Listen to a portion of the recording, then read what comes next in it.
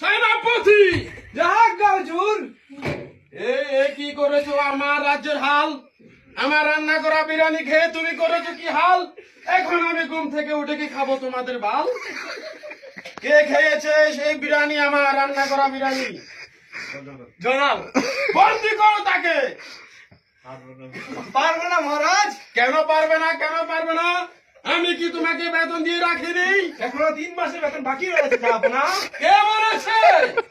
এত বড় মিথ্যা অপবাদ আমার প্রতি কে দিয়েছে? আমি তো প্রত্যেক মাসের বেতন তোমাকে দিয়ে দিই। কে বলেছে এখনই বলো, তোমার গর্দান নিয়ে নেব আমি।